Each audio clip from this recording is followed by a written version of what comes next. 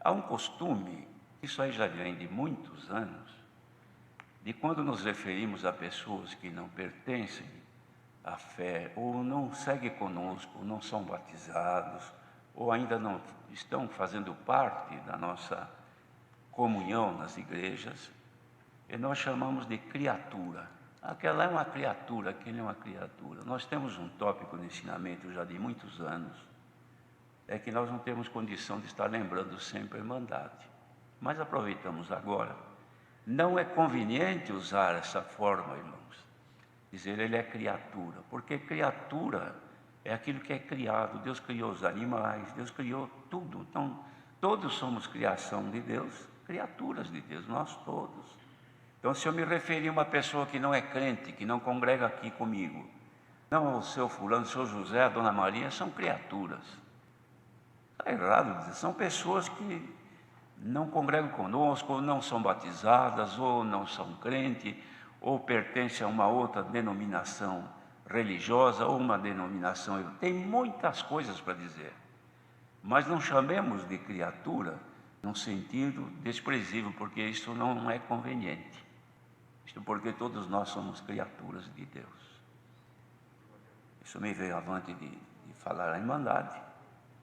Também, irmãos, considerando o momento que nós... Aliás, não é só esse momento, sempre foi assim. Mas muito mais agora. Irmãos, vejam que nós lutamos incessantemente na conservação da nossa comunhão com Deus. E comunhão com Deus não é somente estar toda hora dando glória a Deus, e pensando no Senhor, e sonhando. Não é isso só. Isso é uma comunhão, mas não é só isso. Comunhão é ligação. Estar ligado com Deus é estar sempre mantendo aquela proximidade de Deus pela nossa forma de ser, de viver, de agir. Nós podemos nos aproximar do Senhor ou podemos nos distanciar do Senhor. Depende da nossa forma de ser, de agir, de viver. Nós temos, irmãos, uma necessidade. Nós falamos muito de buscar os dons de Deus. E sempre tivemos congregações, uma ou outra, aqui ou ali, que quando estávamos reunindo, havia uma busca de dons, ou com a mocidade, outra hora com as crianças, outra hora nos santos cultos, buscar os dons de Deus. Só que quando se falava, ou ainda se fala buscar os dons de Deus, o que a gente pensa na hora? Via de regra se pensa em receber o dom de novas línguas.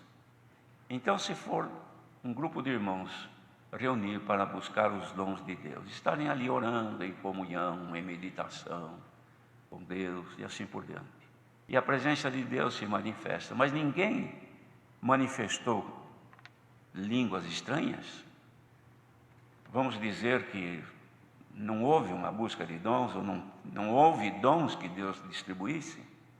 Irmãos, dons são dádivas. São inúmeros os dons de Deus necessários. É mais ou menos como numa construção de um edifício. Existe um projeto que o arquiteto faz.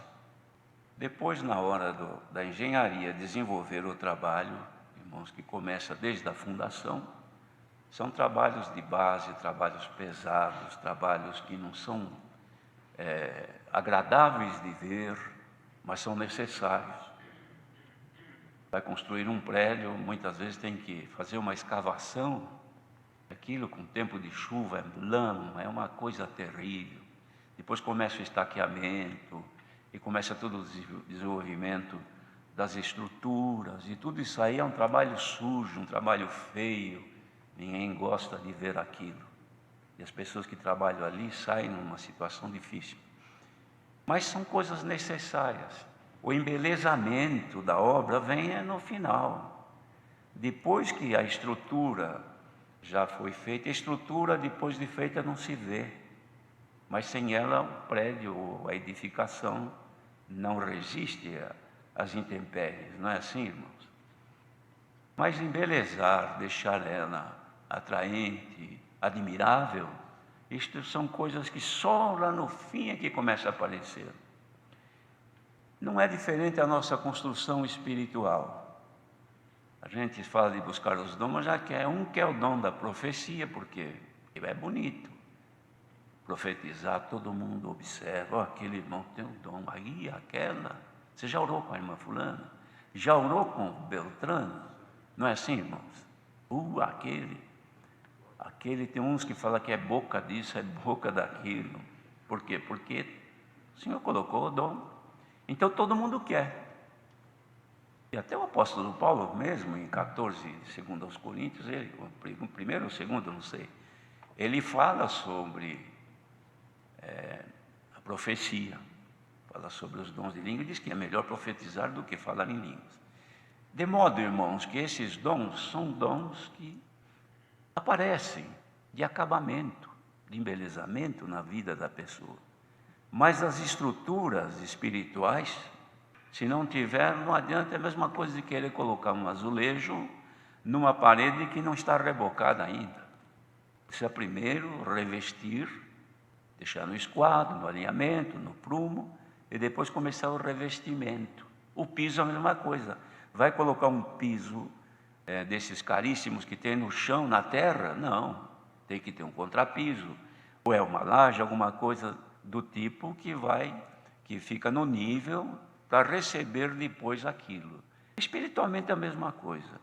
Nós temos, irmãos, duas situações que a gente não pede, não ora, não clama, e parece que a gente não se interessa muito, que é um descuido nosso. É o discernimento e a revelação. Nós falamos aqui de construir um edifício. Imagine, irmãos, um construtor que tenha seja um exímio construtor, uma grande experiência na obra. Ele conhece tudo o que se faz, mas ele não sabe ler uma planta, não sabe ler um desenho, um projeto. Então, ele sabe tudo, mas ele não consegue discernir a intenção do projetista, do arquiteto. Ele só vai fazer aquilo que mandarem. De outra maneira, ele não consegue interpretar. Ele pega o desenho, a planta, e tanto faz ver de cabeça para baixo ou não. É a mesma coisa. Espiritualmente, irmãos, tenham paciência. Posso continuar falando, irmãos? Perdoem, mas eu sinto uma inspiração de Deus para falar isso. Por quê? Muitas vezes nós não temos a nossa estrutura espiritual formada. Somos meio crente, mais ou menos crente. Crente conforme o momento. Se a coisa vai bem, eu sou. Se a coisa não vai bem, eu já não sou muito bem aquele crente. Por qualquer coisa, a minha fé desvanece. Por qualquer coisa, me revolto. Por qualquer coisa, já não quero mais isso, não aceito mais aquilo. Qualquer coisa, passo a encontrar defeitos. Então, eu fico mais um pesquisador de defeitos nos outros do que procurar discernir a interpretar, a entender a coisa. E também quando a gente fala em discernir, geralmente a gente fala em discernir os outros. Às vezes a gente fala, preciso de um discernimento maior. Por quê? Preciso discernir minha esposa, preciso discernir meu marido. Eu não entendo esse homem, não entendo essa mulher. Preciso mais. O Senhor me dá discernimento, senão eu não aguento mais. Mas vamos olhar o discernimento para discernirmos-nos a nós mesmos. Vamos entender e interpretar o que nós pensamos, o que nós imaginamos, o que nós pretendemos neste caminho santo. Qual a nossa intenção? Qual a nossa inspiração na fé, na graça? Sem preocupar com os outros. Não precisa querer interpretar o vizinho, o irmão, aquele outro, discernir. Vamos discernir primeiro, porque o discernimento, irmãos, é no sentido espiritual. E falando em discernimento espiritual, não confundamos ser espiritual como ser espírita. É necessário ter conhecimento disso. O espiritual, irmãos, ele recebe o dom do Espírito de Deus e deixa de viver segundo a carne e vive segundo o Espírito de Deus que o governa na sua vida espiritual. O espírita, ele invoca espírito enganadores como sendo o espírito dos mortos. Esses são os espíritas. Nós não somos espíritas, nós somos espirituais. Como em Coríntios o apóstolo Paulo fala, em Romanos também 8, ele fala que nós devemos ser espirituais e não carnais. Ora, discernir os espíritos, primeira coisa é aprender a discernir, distinguir os espíritos em nós.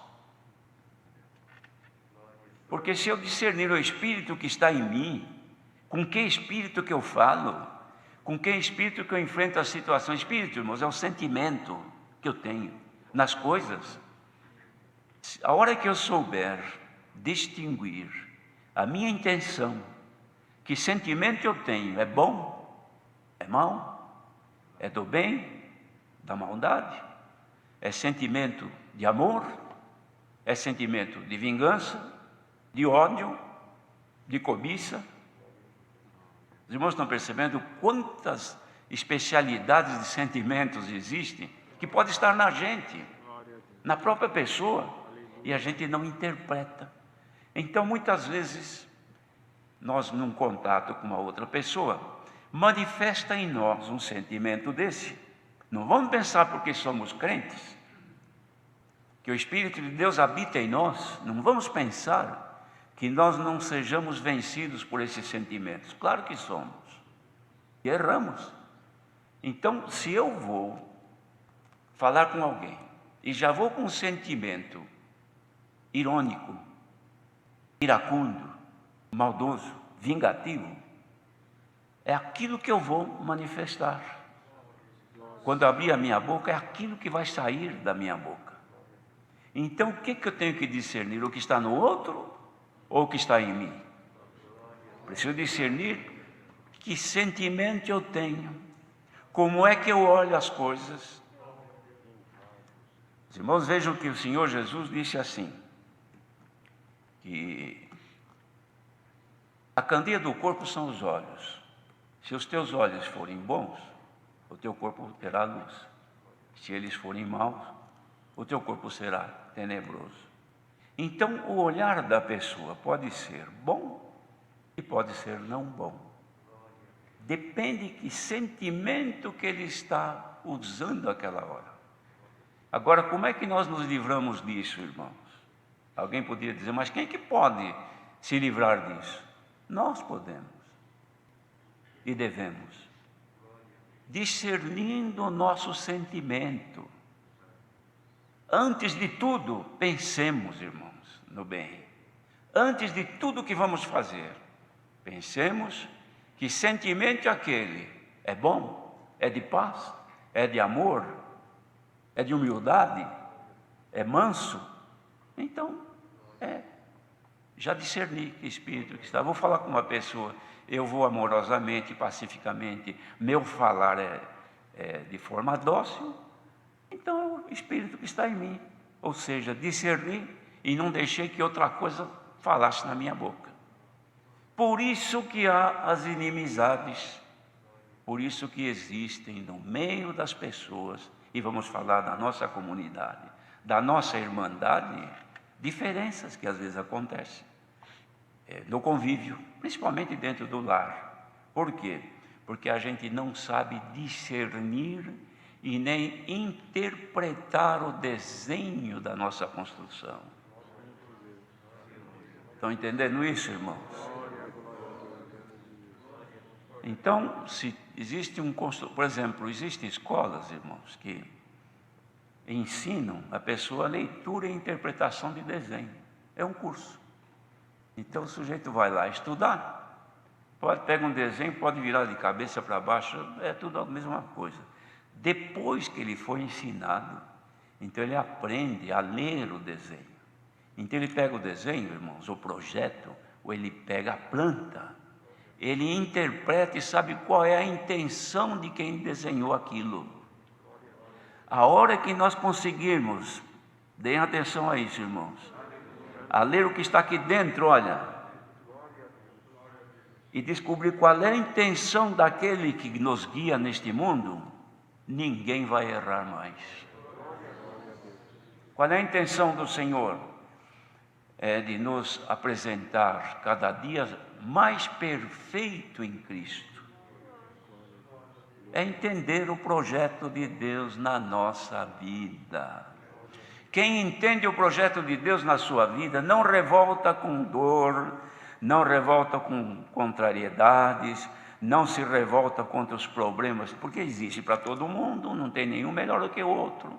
Todos têm sentimentos agradáveis e desagradáveis, mas aquele que aprendeu a interpretar, irmãos, e aprendeu a ler o que está dentro de si, vem as coisas difíceis, a pessoa enfrenta com naturalidade, não se prostra, não se decai, e não se desespera, e não abre a boca em palavras que não deveria falar, porque às vezes acontece conosco, um susto, uma coisa, de repente falou que não devia, pronto, não discerniu aquela coisa naquela hora.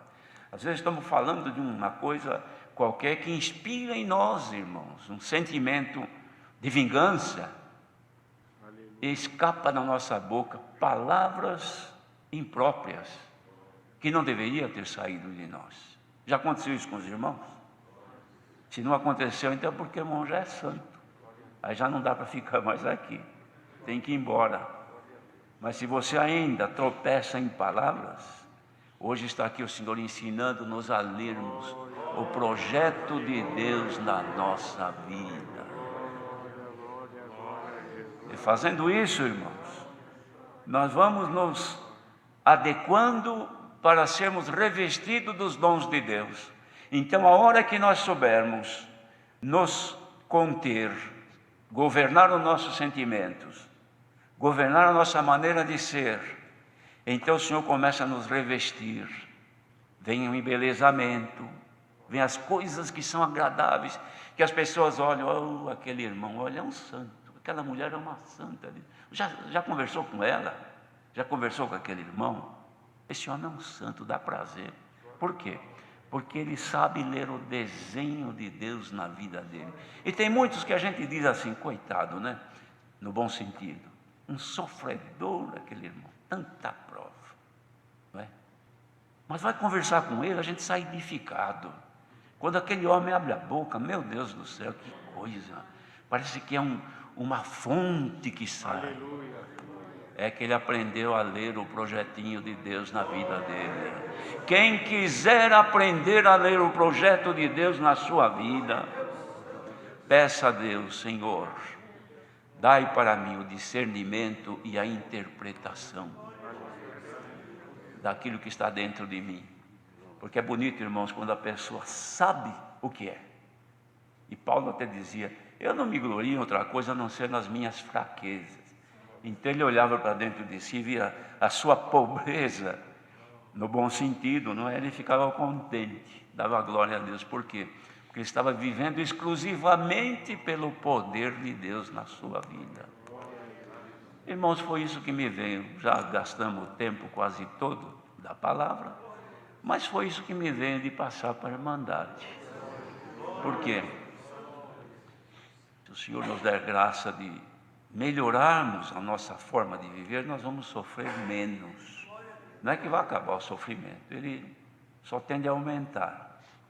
Mas nós vamos ser pacientes na tribulação e o Senhor nos fará da tristeza tirar um pouquinho de alegria para as nossas almas. Deus seja louvado. Amém.